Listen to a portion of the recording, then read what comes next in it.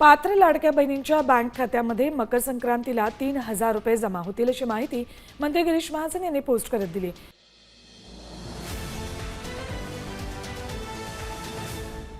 शेतकऱ्यांसाठी अतिशय महत्त्वाचा अपडेट आलेला आहे, तरी व्हिडिओ सर्वांनी शेवटपर्यंत बघा।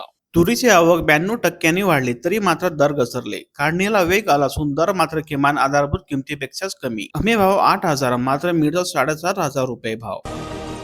कापूस नोंदणीसाठी केवळ 6 दिवस बाकी। 16 जानेवारी अंतिम मुदत असून शेतकऱ्यांपुढे ओटीपीची अडचण। तसेच 25,000 शेतकरी अजूनही नोंदणीच्या प्रतीक्षेत। आता थेट तेलंगणातून येणार गडचिरोली जिल्ह्यात युरिया। अहेरीमध्ये 8 दिवसात होणार खत दाखल। नवीन वर्षात रेशनावर ज्वारी बंद तर तांदूळ कमी आणि गहू जास्त मिळणार। प्राधान्यामध्ये तांदूळ 4 किलो आणि गहू 1 किलो मिळणार। तसेच अत्यंत योजनेमध्ये 20 किलो तांदूळ आणि 15 किलो गहू मिळणार। जमीन मोजणीसाठी राज्यात वेग आला असून नोव्हेंबरच्या तुलनेत डिसेंबर महिन्यामध्ये 26% जादा मोजणी झाली। तसेच सरासरी 156 वरून 127 दिवसांवर। भूमी अभिलेख विभागाची विशेष माहिती। तसेच स्फोट हिस्सा हद्द कायम बिनशेती गुंठेवारी संयुक्त भूसंपादन मोजणीला आला वेग।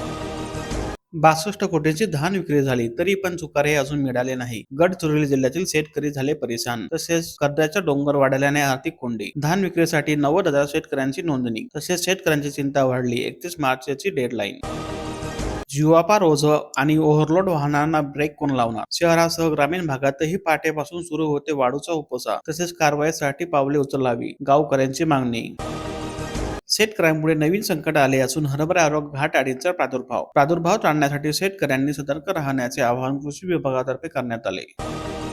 पहिल्या हप्त्याविनाच रखडली 246 घरकुल लाभार्थ्यांची भिंत। 45 गावचे लाभार्थी घरकुल हप्त्याच्या प्रतीक्षेत असून वितरणाची होत आहे मागणी। तसेच हप्त्यासाठी कार्यालयात लाभार्थ्यांच्या चक्रा।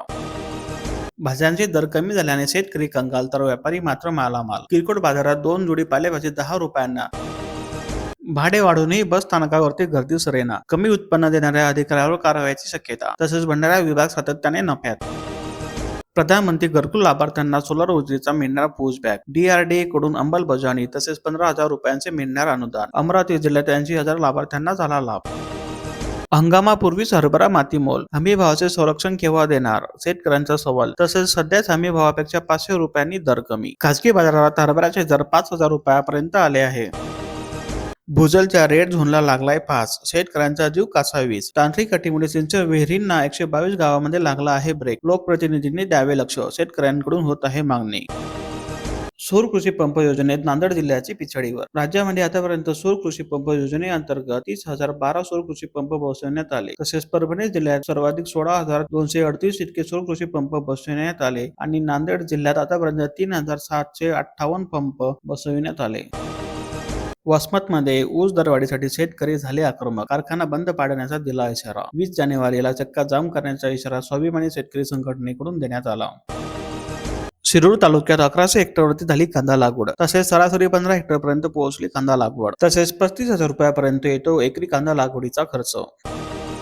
ऊसला तूर आल्याने शेतकऱ्यांना नुकसानीचा फेरा। कराड तालुक्यामध्ये ऊस तोडणीअभावी शेतकरी सापडला संकटामध्ये।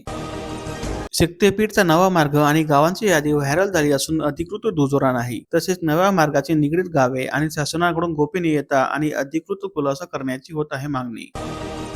नाशिक जिल्ह्यातील बाजार समितीत लाल कांदा दरामध्ये घसरण झाल्याचे दिसून येते। तसेच खर्चही निघत नसल्याने कांदा उत्पादक शेतकरी हवालदिल। आवक जास्त आणि मागणी कमी झाल्याने शेतकरी आर्थिक संकटामध्ये सापडल्याचे दिसून येते। गुरुवारी लासलगाव बाजार समितीमध्ये 1200 वाहनांमधून 19,000 क्विंटल कांद्यांची आवक झाली होती। या कांद्यांना किमान 700 रुपये आणि कमाल 2100 रुपये तर सरासरी 1675 रुपये प्रति क्विंटल असा दर मिळाला। तसेच शुक्रवारी 1000 वाहनांची कांद्यांचा लिलाव झाला असून बाजार भाव 600 ते 2051 रुपयापर्यंत घसरले।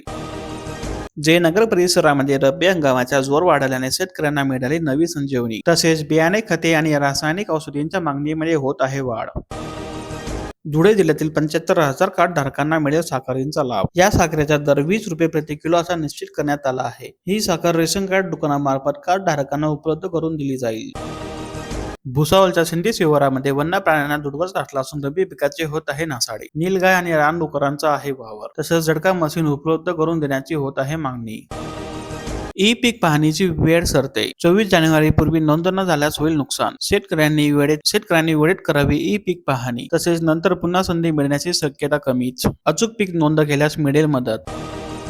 29 सुरू प्रकल्पामधून 33,000 शेतकऱ्यांना दिवसा वीज पुरवठा. अकोला जिल्ह्यात आतापर्यंत 29 सुरू प्रकल्पामधून 123 मेगावॅट वीज निर्मिती सुरू झाली असून त्याच जिल्ह्यातील 33,202 शेतकऱ्यांना लाभ मिळू लागला आहे.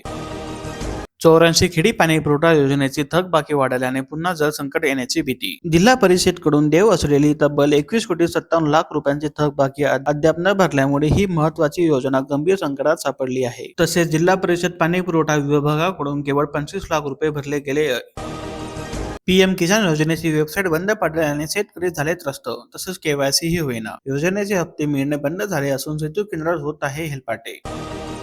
जैविक खतांच्या वापरातून शेतकऱ्यांनी फुलवली कलिंगडाची शेती. एकरी 38 टन उत्पादन घेतले. हार्वेस्टरने ऊस तोडणीचा शेतकऱ्यांना आर्थिक फटका बसल्याचे दिसून येते. तोडणीनंतर एकरी 2 ते 3 टन ऊस वावरात निघत असल्याचे शेतकऱ्यांनी सांगितले. त्यामुळे पूर्वीचे मजुराची तोडणी परवडणारी होती असे उत्पादक शेतकरी यांनी सांगितले. अतिवृष्टीच्या अनुदानापासून मोहरी येथील शेतकरी वंचित. संगमनेरातील 17,000 लाडक्या बहिणी योजनेमधून वगळल्या. ई केवायसी मुळे बसला लाडक्या बहिणींना फटका. सीसीआय केंद्रावर कापूस विक्रीला शेतकऱ्यांची पसंती. भोकरदनमध्ये 1,80,000 क्विंटल कापूसाची खरेदी झाली. तसेच योग्य हमीभाव 8,110 रुपये दर मिळत असल्याने शेतकऱ्यांना मोठा आधार मिळाला.